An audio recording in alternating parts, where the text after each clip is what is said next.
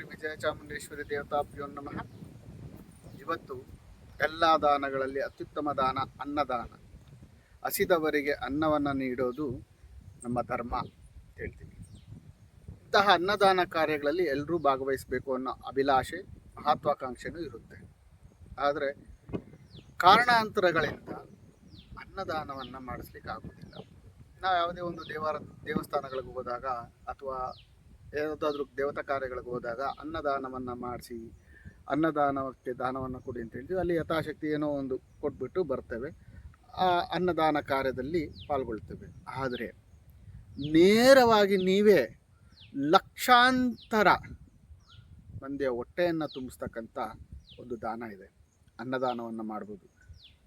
ಅದು ಎಲ್ಲರೂ ಮಾಡ್ಬೋದು, ಶ್ರೀಮಂತರಿಂದ ಹಿಡಿದು ಕಡು ಬಡವನವರೆಗೂ ಆ ದಾನವನ್ನು ಮಾಡ್ಬೋದು.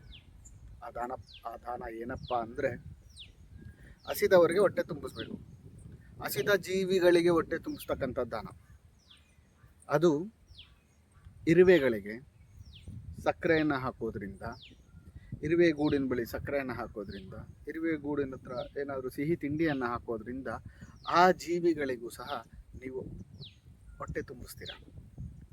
ಆ ಇರುವೆಗಳು ತೊಗೊಂಡೋಗಿ ಎಲ್ಲವೂ ಮನುಷ್ಯರ ಥರ ಅಲ್ಲ, ನನಗೆ ಬೇಕು ಅನ್ನೋದು. ಇರುವೆಗಳು ಹಂಚ್ಕೊಂಡು ತಿಂತವೆ. ಒಂದು ಸಕ್ಕರೆ ಕಣ ಸಿಕ್ಕಿದ್ರೆ ಅದು ತಿನ್ನಲ್ಲ, ಅದು ತೊಗೊಂಡು ಹೋಗಿ ಗೂಡಲ್ಲಿಟ್ಟು ಎಲ್ರಿಗೂ ಹಂಚುತ್ತೆ. ಅಂಥ ಲಕ್ಷಾಂತರ ಜೀವಿಗಳು ಅವು ಇರುವೆಗಳು. ಕಣ್ಣಿಗೆ ಕಾಣಿಸ್ತಕ್ಕಂಥ ಸಣ್ಣ ಸಣ್ಣ ಜೀವಿಗಳು, ಅವು ಸಹ ಹೊಟ್ಟೆಗೆ ಹಸ್ಕೊಂಡೇ ಇರ್ತಾವಲ್ಲ, ಅವು ಅಲ್ಲಿ ಇಲ್ಲಿ ತಿನ್ನಬೇಕಲ್ಲ. ನೀವು ಆ ಇರುವೆಗಳಿಗೆ ಆಹಾರ ಹಾಕೋದ್ರಿಂದ ಲಕ್ಷಾಂತರ ಜೀವಿಗಳಿಗೆ ಅನ್ನದಾನವನ್ನು ಮಾಡಿದಂತಹ ಪುಣ್ಯ ನಿಮಗೆ ಸಿಗುತ್ತೆ. ನಿಮಗೆ ಎಲ್ಲಿ ಇರುವೆಗಳು ಕಂಡ್ರೆ ಅಲ್ಲಿ ಸ್ವಲ್ಪ ಸಕ್ಕರೆ, ಬೆಲ್ಲ ಏನನ್ನಾದರೂ ಸರಿ ದಾನವನ್ನು ಹಾಕಿ ಇರುವೆಗಳಿಗೆ ಆಹಾರವನ್ನು ಕೊಡಿ. ಅನ್ನದಾನದ ಪುಣ್ಯವನ್ನು ಪಡೆಯಿರಿ. ಧನ್ಯವಾದಗಳು.